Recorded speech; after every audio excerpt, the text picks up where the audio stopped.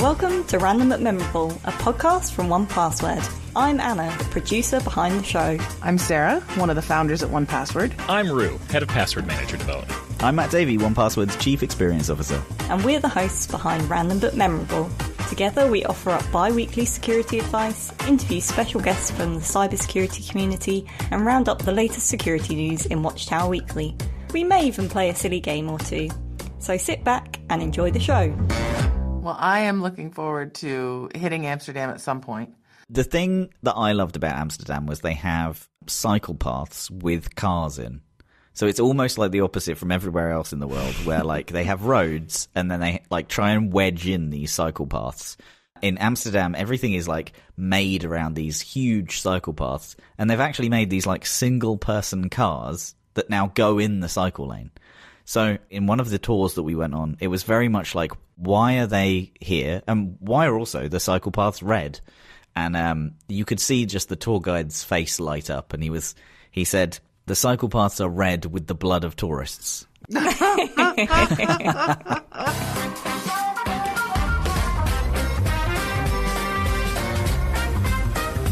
Been a while since I've been on the podcast. I feel a little rusty. Oh. See, I think that's the part that our listeners are going to miss out on, because we have had you. We have you occasionally bursting in to be like, stay on track, get back to it. No, it's over here. And so, you know, our listeners don't always get to hear from you. So it's nice that our listeners get to say hi and hear from you directly. Yeah, but obviously Roo isn't with us today, but he will be making an appearance later in the show, as he had the chance to sit down with our guest this week, Tarah Wheeler. Tarah is the CEO of Red Queen Dynamics, which is a company streamlining cybersecurity and compliance for managed service providers. Tarah and Roo chat about why small businesses can be particularly vulnerable to breaches and ransomware, the common mistakes small businesses make when it comes to cybersecurity, and plenty of tips for how to protect what's important. So stick around for that, as Tarah offers up some really great advice in this interview, I think. I don't know where Roo has gone, but he sends me pictures. I have received photos of a seaside-looking pier thing, and also some farming, and somewhere that he managed to get close enough to a fox to take like a really beautiful portrait of this fox. And I'm just like, where in the world combines those like three things? Like, where can you go that's very touristy, like a pier with lights and that, and then also farming with foxes?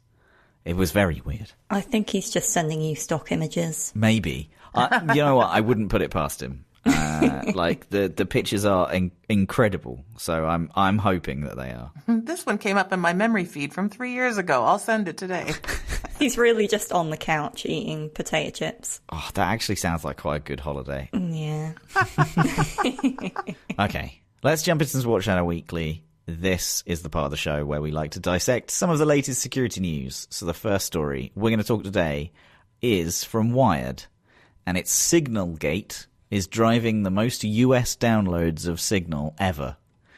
Do you both know what SignalGate was? It is the scandal that is surrounding the Trump administration of the Signal group chat that has led to a landmark week for the encrypted messaging app. Its adoption was the largest US growth moment by a massive margin, and since the news broke, the ensuing news circle and constant mentions of Signal have basically led to the encrypted messaging platform doubling its usual rate of downloads.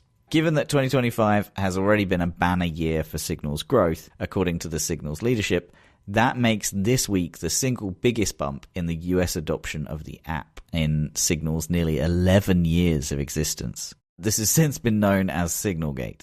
Jun Harada, Signal's head of growth and partnerships, says it's mind-blowing, even on our side. He said that the week's rate of adoption has been twice that of a typical week for 2025, which in turn was twice that of a typical week in the same time last year. In Signal's history, the only comparable spike in adoption occurred when WhatsApp changed its privacy policy in 2021, leading to millions of users abandoning that communications app. But that incident mostly brought non-Americans to Signal, unlike the current US-focused SignalGate bump. So the incident has raised sometimes misguided questions too about whether Signal itself is to blame for the breach, from President Trump, who suggested in comments on Wednesday that Signal might be defective, despite many cybersecurity and encryption experts' recommendation of Signal as the best end-to-end encrypted messaging tool.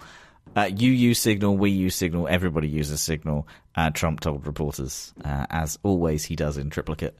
But it could be a defective platform.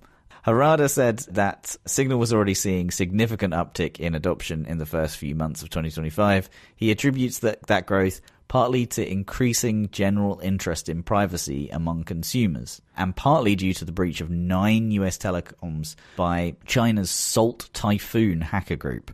I think that's in the top 10 of names for me. It's a great name. It's very good. Wow, 10 out of 10 then. Yes, but they also do terrible things. So there is that. So this led to the hackers group accessing some targets' real-time calls and texts. FBI and Cyber Security and Infrastructure Security Agency responded to those breaches by publicly recommending that Americans use encrypted messaging and calling applications. As messy as SignalGate may be, Harada said, it has made Signal a household name like never before, and to have this kind of mainstream moment is massive. He says, I believe it's a sea change for private encrypted messaging for the US and the world. The fascinating thing for me here is that Trump openly said that it could be a defective platform.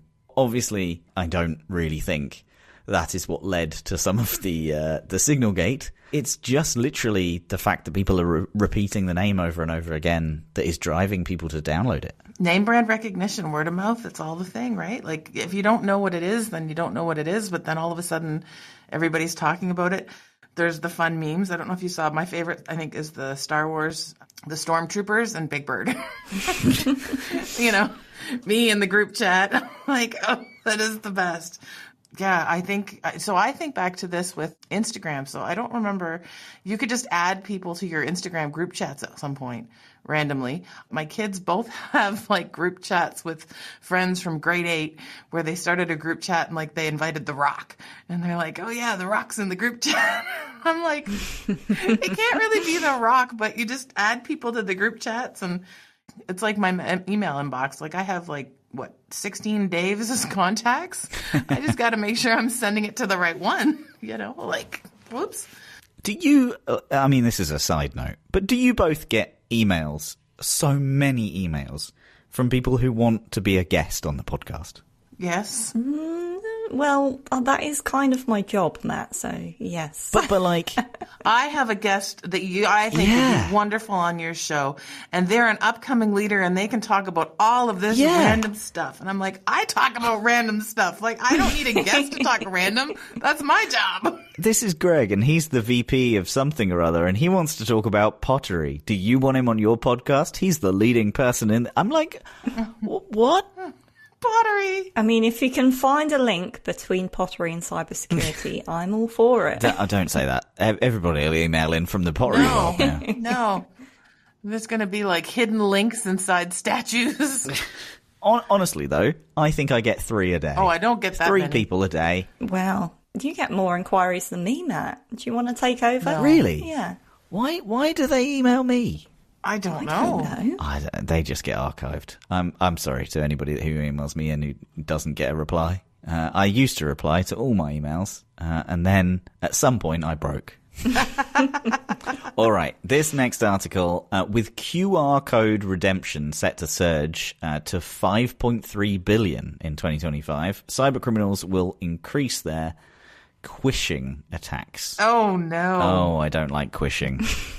No. Can we just unpack that word? So quishing apparently involves embedding or attaching of QR codes into phishing emails which take victims to malicious websites. I've seen an increase by like not having seen any last year and now seeing some this year in people wearing T-shirts with QR codes on. Yes. There was a restaurant that had a menu with a QR code and it was on the table, but it was also on the people's shirts. And that was a weird experience of watching people basically take pictures of the waiting staff in order to get to the menu. Didn't really like that. not sure that's a new thing that needs to exist. No. But also, like, people who have random businesses and just put QR codes on their back, and then, like, yeah, I don't like it. I already feel like this needs to go away just so we don't have to hear the word quishing. Yes. So, a recent report by security firm Egress has highlighted the increasing role that quishing... Did they invent the word as well? Because I feel like they're using it a lot.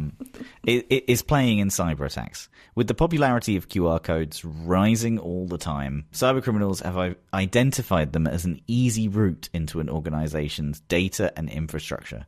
Like most phishing attacks, it plays on the trusting nature of an employee and tricking them into using a QR code that looks like it will take them to a legitimate page. However, it instead pushes the victim towards a malicious site that can result in cybercriminals gaining direct access into a company's systems. While the increasing use of QR codes has driven the cybercriminals to this new tactic, it has also been the successful countering of malicious hyperlinks with intelligent cloud-based solutions that has meant they have to find new ways of finding holes in company defenses. As we know, cybercriminals tend to be at least one step ahead of the sector's attempts to keep them out, and QR codes offer a real opportunity for bad players to go around new effective defenses. I like to think that, like, they're going to carry stickers of these malicious QR codes and then try and, like, put them on the underside of people's shoes so they fall off inside an office, and then it's like, oh, this QR code just appeared on the floor. I definitely better, scan that. I think it's even more malicious than that, right? Like, you just, here's some flyers for my kids' baseball team fundraiser. Here's some, and you just stick up stuff around the office, and, it doesn't take long. And then you've got this person copying and pasting from this presentation and this presentation, and they just stick it up. Like, I think the QR code has gotten a little, just stick it everywhere. And so since it's everywhere, and people are just, clicking on that stuff, and they're like, let me just click to win. How about don't enter all your personal information? You don't even know what you're going to win. You just hit the button that said, click to win. Click to win, your identity's stolen. Oh my goodness, no. That's probably more effective. You see, my first thing of, how I would do this would be a giant one printed on, a huge bit of fabric that, across from the 1Password office, I would, hang out the window. Yours sounds more practical. You're going to hang a giant banner off an office building. Yeah. Nice. Are you telling me if I did that outside the 1Password office, it would get no one? I bet I could get at least 3. Oh, yeah. Everybody would scan that thing. Oh, it would get a whole bunch of people. Even if you put, do not scan this QR code, everyone would scan it. Oh, that would make me want to scan it even more. Exactly, yeah. You'd get way more people. Okay, so Egress identified that from January to August 2024, 12% of all phishing attacks contained a QR code, and this is likely to increase substantially in 2025 as a result of an expected surge in QR code usage this year. And companies have to become more aware of what threats look like and how their employees can better manage the incoming phishing attacks. Essentially, quishing works the same as a normal phishing attack. However, by utilizing a trusted source such as a QR code, cybercriminals are increasing their chances of success. Quishing as a tactic is relatively new, but as companies and solutions begin to catch up, cybercriminals are already adapting their approaches. Some are putting the malicious QR code on a colored background to try and make it harder for the software to identify the code's anchors and highlight it as malicious. Others are embedding the code within emails as attachments. Once the attachment is open, it can be opened as any other QR code, but it can trick some software in allowing it through. The most sophisticated approach involves embedding QR codes within macro-enabled Excel files. When opened, these files execute macros that assemble a malicious URL from separate cells and generate a QR code from it. My goodness. Are you still following? What?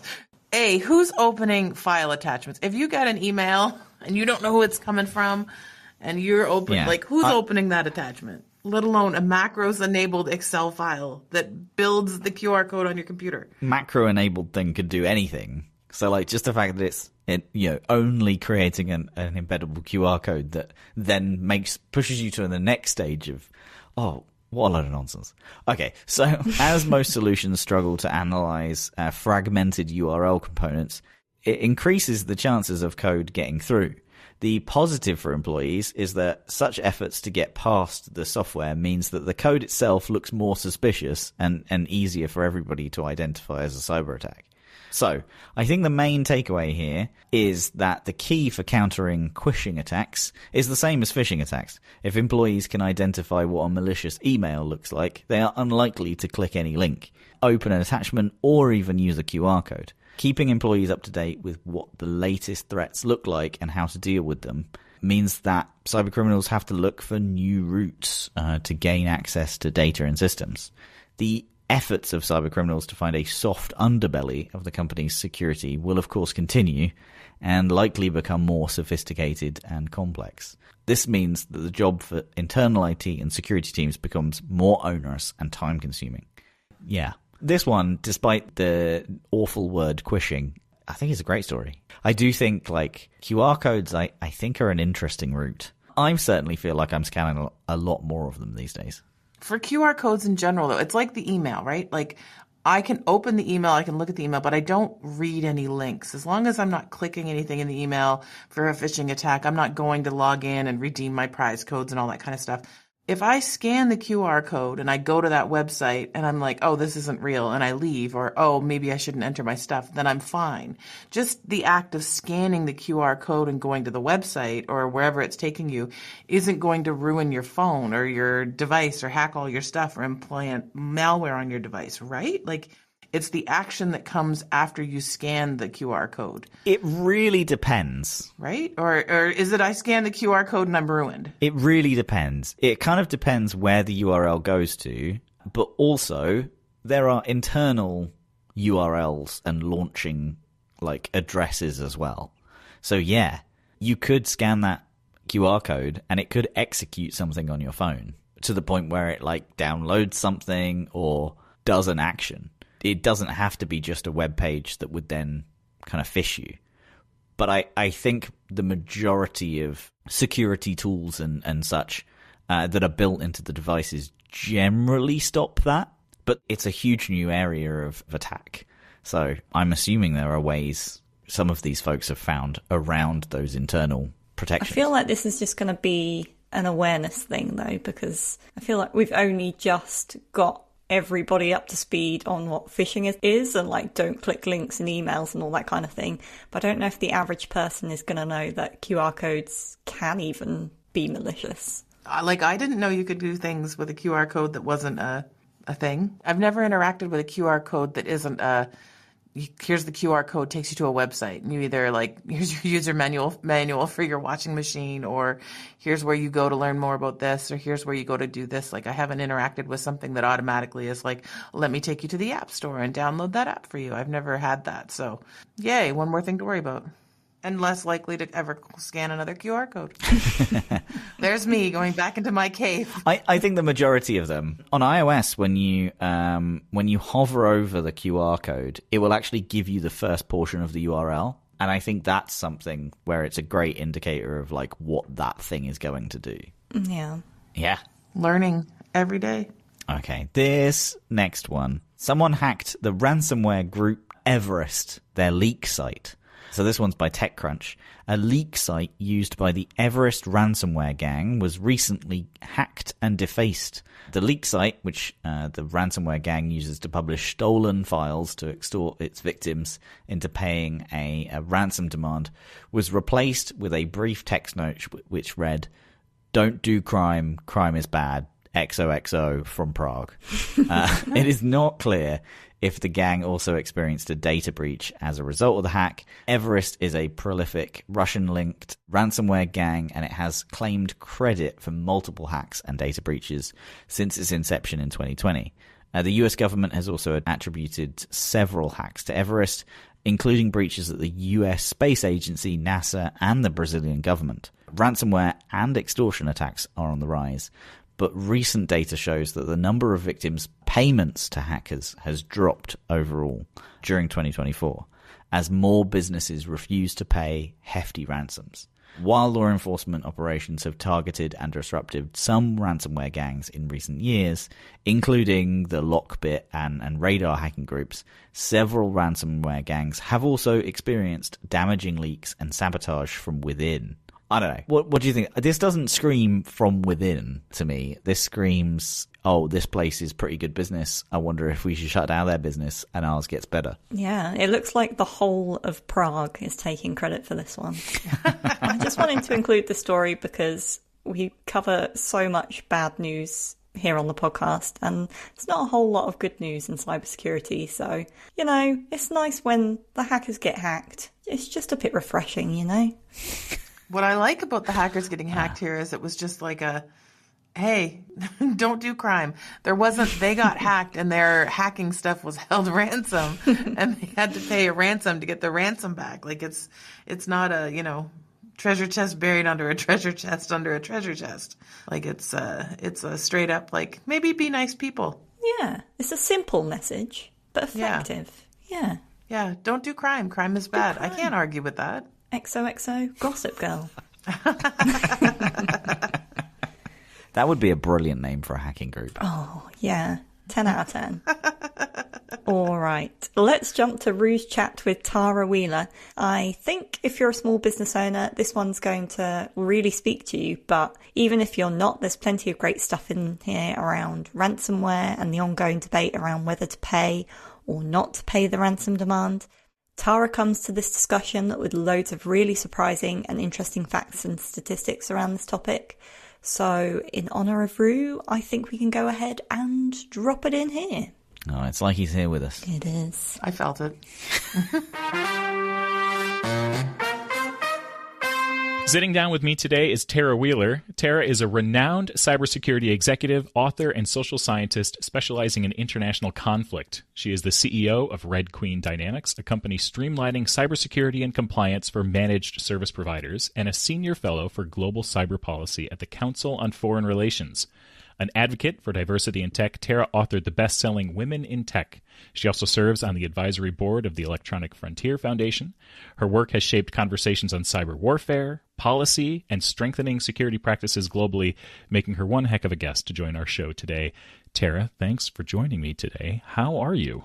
I am interesting today, honestly, Andrew. I love that you've invited me back aboard after all the reschedulings. And folks, if you're just listening to this, I have dashed off breathless to a brand spanking new office location as we finally get started on this interview, my whole building got evacuated. So your patience is legendary, and you're going to get the really great answers out of me today, because we're just at like F it mode right now. No filter. Honesty's here.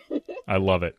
All right. So I'd love to start with a little bit of a dive into your career background. What led you to found Red Queen Dynamics? Well, I think there's a real challenge for small businesses in this country. Not only did I kind of start in the managed service provider world, I kind of grew up with my stepdad's computer repair company. He used to run a break fix and then an MSP. Still does, as a matter of fact. And I think I've always been a little bit more connected to the smaller entrepreneurs and the challenges of smaller organizations in information security, even though I've spent a lot of time at the big companies, right? The big security companies, Splunk, Symantec, stuff like that.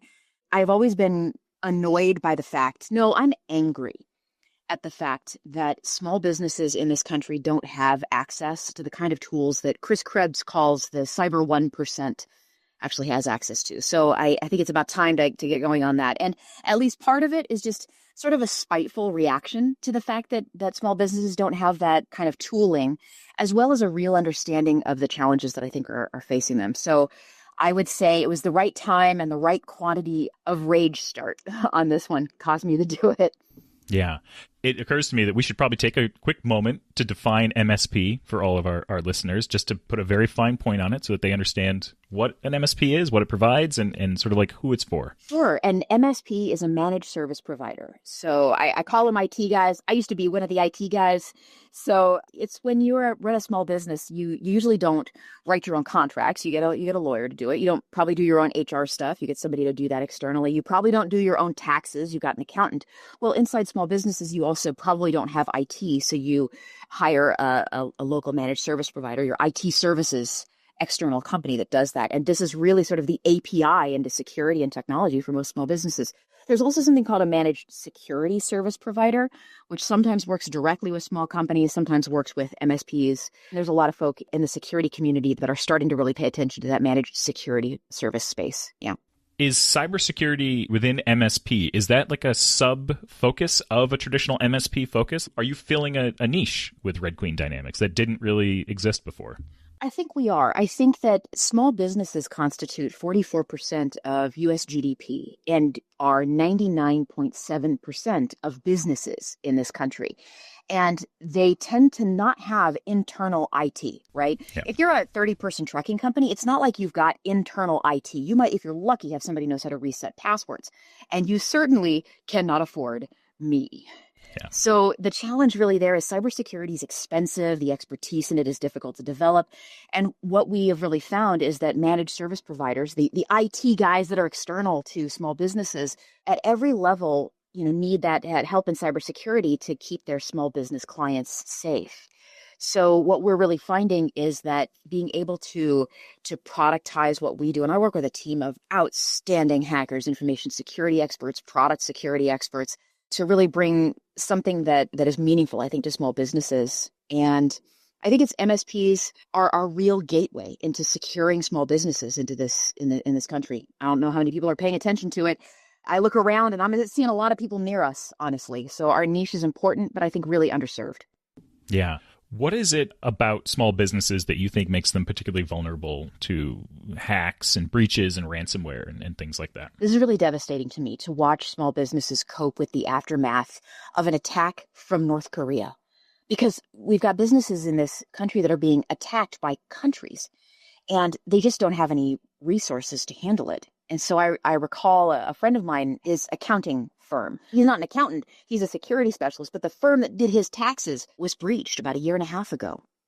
And it's just devastating. You watch 60-year-old man who runs a 30-person accounting firm. They probably have 3,000 to 5,000 high net worth individual and small business tax returns and information in this company. They got breached and they got a ransomware notice. And Andrew, do you know what he did? The head of this accounting firm did? Do you know what the first thing he did was? No, what? He called the police. He called the police because he thought he was supposed to report a crime. And you know what the police did? We can't help you. There's nothing we can do. Not a hell of a lot. Yeah. Exactly. Call the FBI tip line. And, they've got this business owner saying, but what do I do? How do I respond to this? How do I get my systems? How do I protect all these people? And the police are like, unless this person that did this is in this jurisdiction, we can't help you. The business owner, I'm not sure they understood like APTs, North Korea, Russia, Lazarus Group, stuff like that. I'm not sure they understood everything that was going on, but they understood that this was not somebody that they could go put handcuffs on, right? So I'm angry about that. And small businesses, for lack of basic hygiene, security hygiene, are just completely helpless in front of attacks like this. And I'm getting angrier every day about it, I think. We care about this because I think we've all seen up close and personal what it means to watch somebody lose their livelihood, be damaged, be hurt, lose their job, experience some kind of irreparable personal harm from attacks like this, and there is no one coming to save them. Yeah. Are there any common mistakes that you think are unique to small businesses that make them easier targets? Like, are there things that they just don't know that they're making themselves vulnerable? Well, I don't think it's necessarily unique to small businesses. I think that a lot of the TTPs we deal with in enterprise security just haven't migrated down to that level. I will give you a couple of great examples. So the way that we at Red Queen Dynamics help small businesses is people inside small businesses will get questions every so often that they'll answer, and they'll be simple questions that help them understand what's going on with security, and then that reports up to their managed service provider so they can get help with security. And the way we might phrase a question about account takeover and controls off of NIST 800-171 or something like that might be something as simple as, is your home and work email password different? And they may not understand that they need to have unique passwords, genuinely. Yeah. They might change all their passwords at the same time to one password, no joke intended here, Yeah. because, they know they're supposed to change their password, but they don't know they're supposed to have different passwords for different accounts. I feel like you all might have a good answer for that question. Yep. But they don't know that. And here's another great one for you. small businesses inveterately use personal devices to conduct business. Yeah. And they don't know, they either don't know any better or they can't afford it. It doesn't matter anyway. It's not like they're issuing corp devices. So no, it's not unique to them, but the economic constraints of cybersecurity to the level that we're talking about here, it's an economics problem. It's not an intelligence or a training problem. Some of them know what they should be doing and they just can't afford to. Right, right. Do you think that there's an awareness gap with small businesses and even just the existence of MSPs as something that they could reach for, that could provide them some critical help in ways that they might not even know exist? Actually, I don't. I think small businesses know that MSPs exist, just like they know that you can go find somebody to help you with your taxes and your contracts and things like that. Many of them can't afford a very good MSP, and it's just as common in that MSP world to get a shitty lawyer and a shitty MSP as it is to get a good one, right? It's hard to find good service providers, no matter what your topic area is. So the issue, I think, really is finding good service providers is a difficult task, no matter what you're trying to do. So I think they know they can get that help, but the good ones are expensive and hard to find. And it's often difficult to find that reliable assistance. Many small businesses understand for the first time that they need to do something about cybersecurity, not when they have a breach or something like that, but the first time that they have to go through a compliance or framework questionnaire. Yeah. To do something like get brought aboard it's usually TPRM that they really experience it for the first time. So they're doing a vendor assessment questionnaire so they can provide a service or they can sell something. And they look at these questions and they go, what is asset inventory control? And then they go find somebody. If I found a legal term in my business I didn't understand, I call my lawyer, right? Right. So maybe sometimes for the first time they understand there's a problem when they go and grab their service providers. Yeah. Okay. I want to pivot back to ransomware for a minute. Do you think that ransomware threats have evolved over the years? And do you think that there's something that small businesses should be particularly on the lookout for or should expect to face in the next few years? I think that ransomware threats haven't evolved, but I do find something very, very interesting. Remember, at the small business level, they're unconscious of most of these fixes and changes. Anything that's happening for them that's a fix is going to be in cloud security, and it's going to be out of their view. It's going to be in M365 or Google Workspace. They're not going to know that an improvement has occurred in their protection and ransomware because it's a mass move in global cloud provision of services. Sure, yeah. Or products. So, but I do find one thing interesting. 2 years ago, the average price of a ransom for small businesses was $500. They would usually have to transfer about $500 in Bitcoin to their ransomer, and they would do so if they understood what Bitcoin was and how to engage in a cryptocurrency transaction. Many of them don't. Yeah. The interesting thing to me is that about a year ago, that total typical charge for a ransomware attack rose to $1,000. You know why? Because people were paying it, probably. Not just because people were paying it, because it was because of inflation. Oh, jeez. I know. This is a business, right? This is a very clear business. There's a market niche, there's a vulnerable customer, and there is a process for getting through this. And ransomware is a business. I mean, ransomware is one of our biggest competitors at Red Queen Dynamics. We're literally just trying to get to the customer before they do. What's your stance on paying the ransoms? So it's a great question. I'd actually had this argument in print before. I wrote an article a couple of years ago with Kieran Martin, who used to be the CEO of the NCSC in the UK. It was a great conversation, and he and I disagree with each other for very principled reasons, right? He thinks there's never a reason to pay ransoms. At the time, 2 years ago, I think when I wrote this article, I was strongly arguing that if a small business is going to go under and there's no one coming to save them, why shouldn't they be allowed to pay a ransom? I understand the moral and ethical qualms behind it, but I'm not sure my thinking has evolved a great deal from that point. And I think maybe the reason for it is penalties are not applied and experienced equally. And that's what happens with ransomware and small businesses. It is not fair that somebody who works in a larger business is less likely to be impacted by ransomware because they are more privileged. And is there any fairness to be found here? Not a great deal. But I am hesitant to take a weapon away from somebody who runs a small business. They spent their life doing it. And if there was no one coming to protect them, it's so difficult to justify not paying it. Yeah. Right? Yeah. They've got a payroll to run. They're employing 15 people in their local economy. How do you tell them for lack of a $500 payment to some terrible person around the world that they can't do their job anymore and they're going to fire everybody. Right. It's devastating to watch it happen. So yeah, I'm not sure how much my thinking has evolved, and I'm pretty sure my ethics and morality have not in any way evolved over the last couple of years, but that's where I think I sit. I remember hearing something a couple of years ago. You were talking about fairness, that a parking fine to a wealthy individual is just the cost to park there, right? And it's like, yeah, $100 parking fine. That's $100 parking spot to me. That's not a deterrent, right? And I think that there's some of that same dynamics at play when you talk about like small businesses and things like that. Absolutely. I believe I've heard that statement before a couple of times. If a fine is the penalty for breaking the law, then that's just a progressive tax. Right. Yeah. Or actually, more accurately, a regressive tax, frankly. Mm-hmm. What are the key steps that small businesses should take to prevent breaches, ransomware attacks from happening in the first place?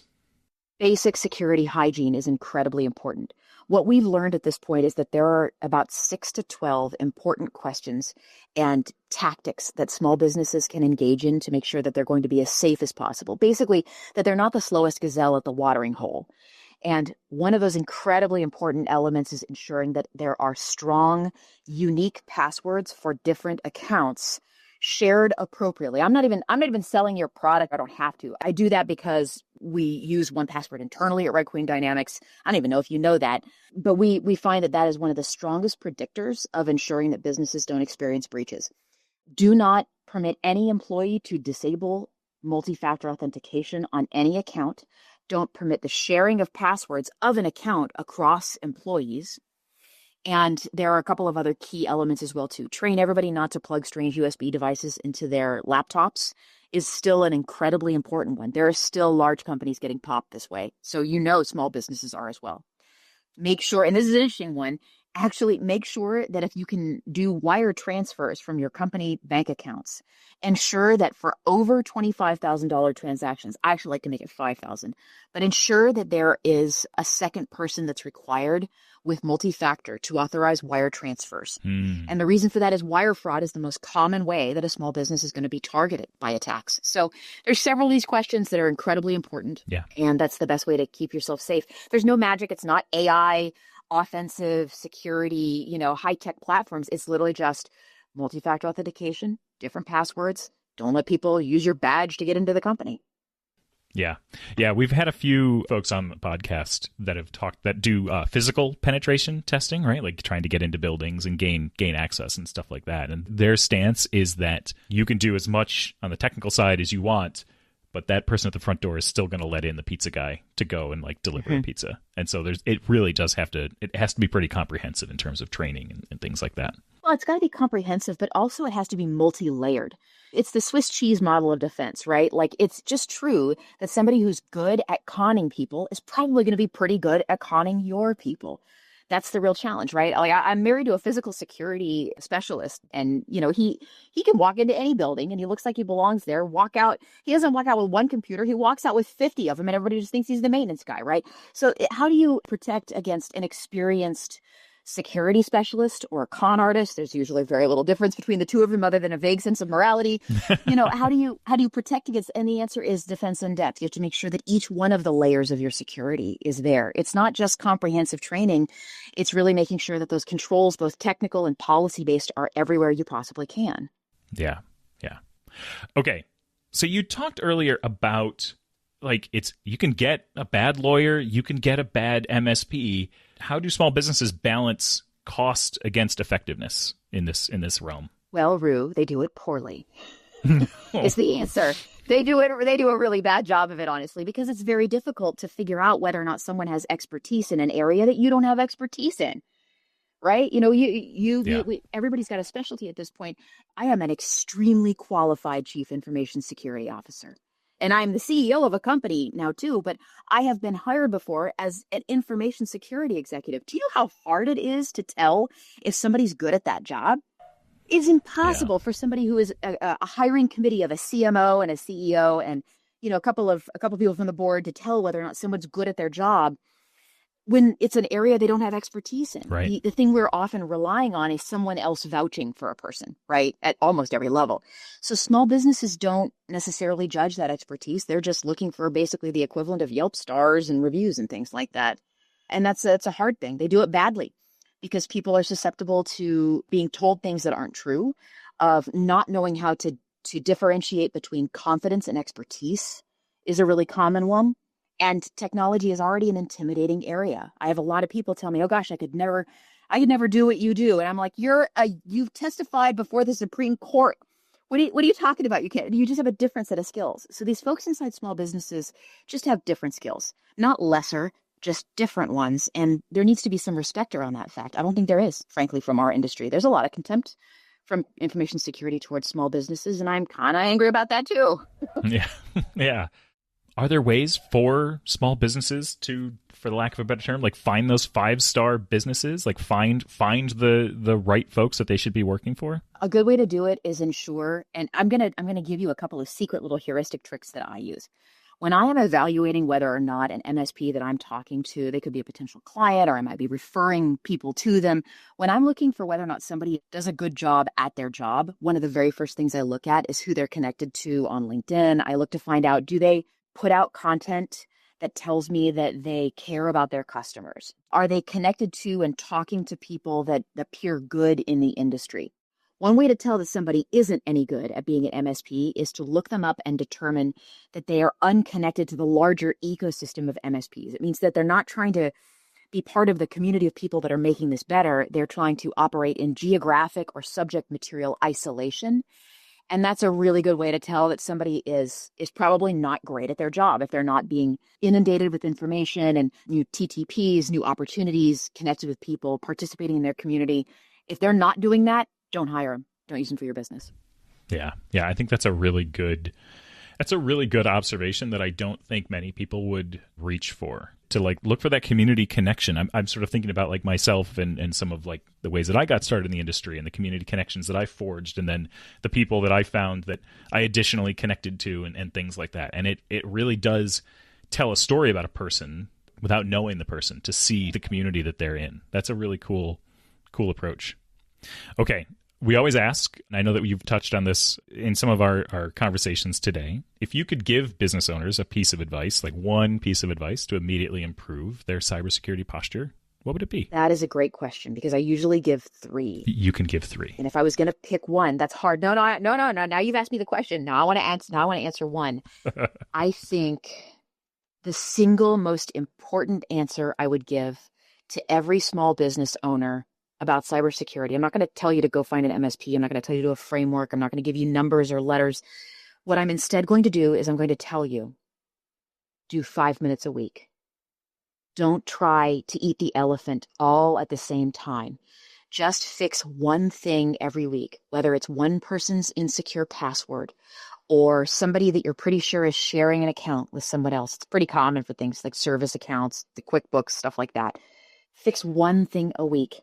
Take a deep breath, because after you've done that for about 12 to 16 weeks, you're not going to believe this, but you're going to be in the top 25% of American small businesses. You'll be better than 75% of American businesses if you fix 10 to 15 things about your organization's information security over 12 to 16 weeks. You are already going to be in that top quartile of American small businesses for security. It's going to blow your mind. I know, but it's true. Just one thing at a time, 5 minutes a week. That's it. That's really solid advice. That's fantastic. Yeah. You just put in the work, but like not a ton of it. Yeah, that's really cool. I like that. Okay.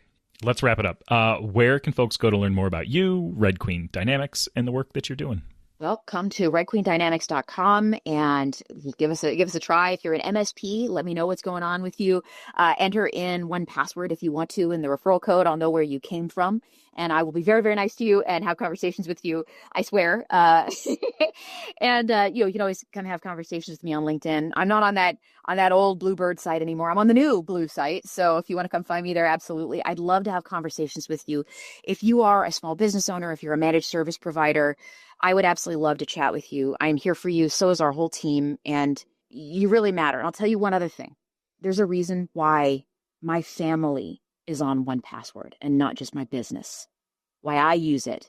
And that is because there is just nothing more important than making sure that a breach in one place isn't a breach everywhere else. So it matters to me. And there's a reason I'm here doing this work with you, Roo. Thank you so very much. I really appreciate it.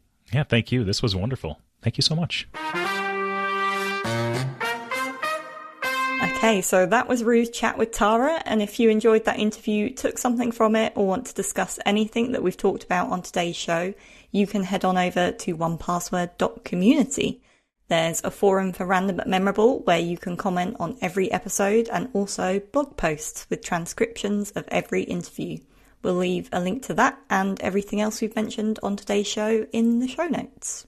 I like onepassword.community now, because every time I try to go to onepassword.com, it autofills to onepassword.community and I end up there. Oh, yeah. So, As you should. I've read nearly every article on there. Excellent. The new blog and everything like that, because I end up there by accident and I'm like, oh, that sounds intriguing. It's all good stuff. We need to get you commenting in the forums, Matt. Oh, you don't want to start me with that. I'll never get any work done. You can't even reply to all your emails. Exactly. We'll start having people asked to be on the show in onepassword.community. I am Greg and I like pottery. I heard you've got an opening. I can totally see that happening now, and I'm like, Yeah. I'm like, hey, so does anyone know why we have this uptick in pottery traffic? Did we hit on some sort of niche group? We did. We've cracked the code. I want to hear all those cybersecurity pottery metaphors and connections. I've got nothing.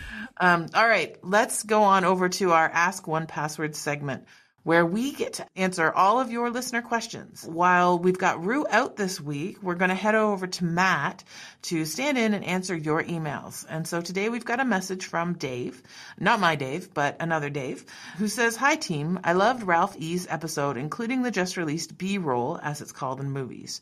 A topic idea for you. Given the current global border tensions, now might be a great time for Random but Memorable to highlight 1Password's travel mode feature, which I bet many folks don't even know about. Thanks, Dave." And I agree, Dave. I think that travel mode is a wonderful feature that doesn't get used a whole lot. So, Matt, do you want to give us a rundown of travel mode and how it works?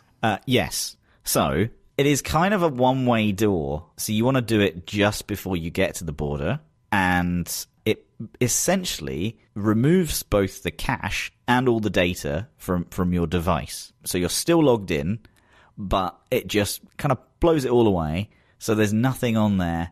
When you unlock 1Password, it's basically empty. So if you're forced at a border to unlock 1Password, you unlock it and there's nothing there. You've basically done everything from a legal stance that you have complied with, but the actual app is empty. Then you can go, back online and sign into the website and then turn it back on. But there's nothing in the device or on the app where they can be bring all the stuff back. There's no options there to bring it back. So I think it's really great. It's part of our own internal security policy. So I use it every time I kind of cross over to either Canada or the US. But also it is slightly inconvenient, but I think it does protect you a huge amount. The slight inconvenience is anything that you have got in 1Password, you obviously lose access to. And so half the time I find in myself turn on travel mode just as I'm about to hit the Canadian border, even though Canadians very friendly. I'm sure there wouldn't be a problem, but I do it anyway because it's part of our security policy. I then get to the train, and of course I have an account for the train, and there's all sorts of stuff for that. And then I have to sit there and go on the website and be like, okay, now I'm over the border. Now how do I log in? Where's this? Where's that? But it's not too much of a pain.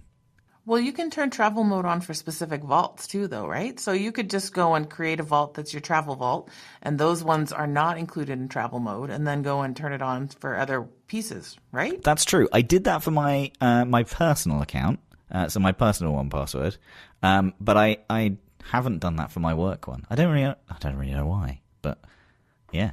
And how does one turn travel mode on, Matt? You go to onepassword.com, and then you accidentally type in 1password.community, and then you delete the Unity bit. And then you read all the blog posts. Yeah. Yeah. And then you go to My Profile, and in the left-hand side... Well, you have to go to sign in. Oh, yeah, So yeah, 1password.com. Then you have to hit the sign in button. Ignore the fancy race car. Go to the sign in button at the top. Click the sign in button and then log into your 1password.com account. Yes. Or if it's a .eu or .ca, go to, start.1password.ca, whatever it is. Get in there, log in on a web browser, not in the app. Yeah. So then you go to the top right-hand side and drop down, and then you go to My Profile. And then there's a little switch on the left-hand side that says Travel Mode. Switch that on. It will then give you the kind of like what this switch does. And then you can go, okay, and then you are in it. You are in Travel Mode. Woo! Excellent. Love it. I don't know why I'm picturing like when you turn travel mode on, you become like Buzz Lightyear and you sprout little wings. Nice. That doesn't happen. It just removes all the data from your device. Oh, I'm disappointed. All right. Well, if you have any questions that you would like us to answer on the show, you can send them over to podcast@onepassword.com, or, as we've said before, jump on over to the community forum and leave us a comment there. We look forward to hearing from you. Okay, let's close up today's show with some alternative security questions, and let's kick it off with the jingle. It's Alternative Security Questions, the game show that answers the questions that no one asked for. Wonderful. Love it. There you go. You get it in the recording today because I'm here. Love it. So traditional security questions are generic, easily cracked, and not particularly secure. So here we get to suggest some alternative security questions with less predictable answers. This week, Sarah and Matt will create fake answers to random questions. As the host, I will award points for my favourite answer. As an added bonus, I will also try to detect if any of their answers were real or made up. We play 3 rounds and answer 3 alternative security questions. So the first question we have this week is, if you could time travel, but only for mundane tasks, where would you go and why? Who are you going to first? Let's go to you, Sarah, first. So this feels like a loaded, because like if I can time travel, like, does this mean only once? Like, because there's a lot of mundane tasks out there. Like, I feel like it's like, what time period would you like to go back to? Any point in history? So to keep it random but memorable, I'm going to go back to whenever somebody decided that a front lawn should be made of grass. And that it, because grass, like you constantly are in this cycle of you need to water it. And when you water it, it grows and then you have to mow it and then you have to mow it and then you have to make sure you don't mow it too low and all of this. And like, I would go back and be like, no, check out this stuff here. It's called clover. It grows like a weed. The bunnies love it and it only gets so high and it's drought resistant. And I would just have everyone have clover instead of grass for their lawns. Interesting. So that would be what I would do. Is that? I don't even know if that's the real question. That's fascinating. So you're doing that to prevent doing the mundane task, not because you want Which to... I actually love mowing the lawns. So I don't know if this works. Like, I don't know. I was just thinking, like, what could you change? I don't know. This feels like a lot of pressure this week. I don't know why. Oh... Matt, save me. At any point in history, Sarah, you would go back just to the invention of the lawn. Yeah. It's said mundane, right? Like, I like the fact that this is time travel only. So, like, you would be in the same space. So you'd still be in Canada, regardless of whether the lawn was invented in Canada. But you would just be to the date where lawns were invented. So, essentially, you're just shouting at your neighbour. In the, like, I don't know, I'm going to guess 1800s or 1700s, something like that. You're just going to be shouting at your next door neighbour, don't use glass, use clover. Look at it, it's beautiful. And then time travel back again. I think we've peaked on the random content this week. I think so. I aim to please. What about you, Matt? Okay, I'm going. It doesn't say that you can only go back, so I'm going forward in order to. I'm like any task, any mundane task, any chore around the house. I'm sure if you went into the future, we've probably solved it. Okay, so I'm thinking hoovering. I already have a robotic hoover. Or vacuuming for our American listeners. Yeah, all right. My wife's problem with hoovering is I keep on telling her not to use the expensive robot vacuum outside, because she keeps picking up leaves with it. And I'm like, that thing cost a fortune. It's going to ruin it. But you'll need a vacuum for your vacuum. Exactly. Yeah. But I feel like there will be a much better one available in the future. So I would go far into the future, and then I wouldn't have to do that chore anymore. Okay. Any chore in particular, like you really just don't want to deal with? I'm not great at chores. I think hoovering is pretty rubbish. I don't enjoy that. I mostly don't enjoy tidying up. So like putting things back where they were is not a strength of mine. I prefer to find new places close to where they are, and I feel like there probably is a solution for that in the future that just like puts all your stuff back where it used to be. So I'd go forward and get one of those. Your robot butler can deal with it. Exactly. Okay, next question. What's the first lie you remember telling as a kid? Sarah, we're going to go to you again. I don't really know. I remember climbing out on the roof with a homemade alien spaceship and sitting on the roof, and like hanging the homemade spaceship in front of the kitchen window and trying to convince my parents that there was a spaceship outside the window. But then no one noticed. So I don't know if that counts, but like that's the first like thing I remember trying to do like as a prank or a lie. I don't know. I'm not good at this one. I think the most tragic part of that story is that nobody noticed. No, but hours. I was out there for hours. My parents were probably like, oh, thank God she's quiet. Matt, what about you? I mean, my answer to this is terrible, because the first one that I remember was no, I did not smash that car window screen. Well, some children, not me included, of course, angled a trampoline from a treehouse and then were like dropping things onto the trampoline, and it just so happened that a car was very close, and then obviously the windscreen did break, and then I decided to put the trampoline back and act like I'd never seen a car before. And so, yes, that totally, it totally happened by itself.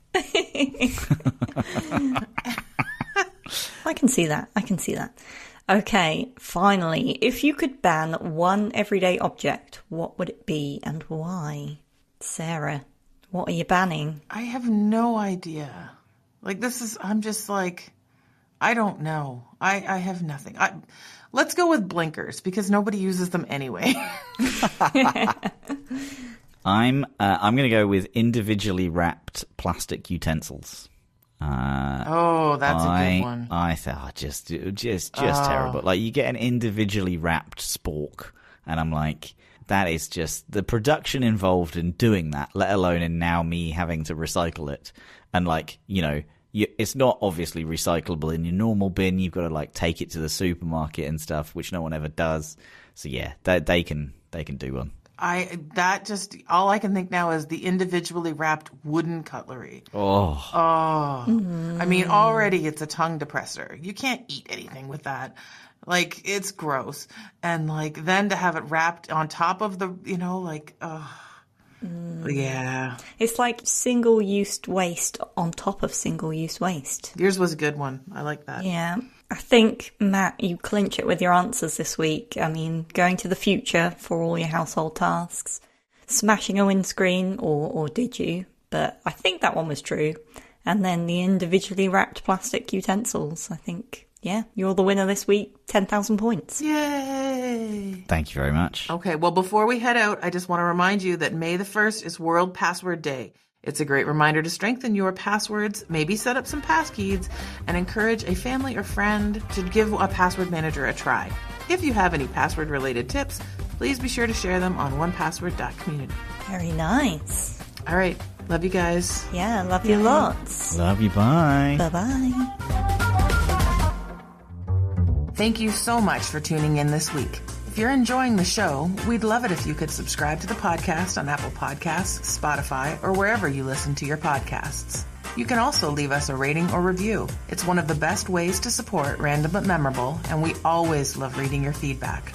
We're also a community-led podcast, so if you have any questions for us, topic requests, or even guests you'd like to hear from, please send us an email at podcast@onepassword.com. We read all of your comments and look forward to hearing from you. We hope you'll join us for the next episode with plenty more random moments in the wide world of cybersecurity.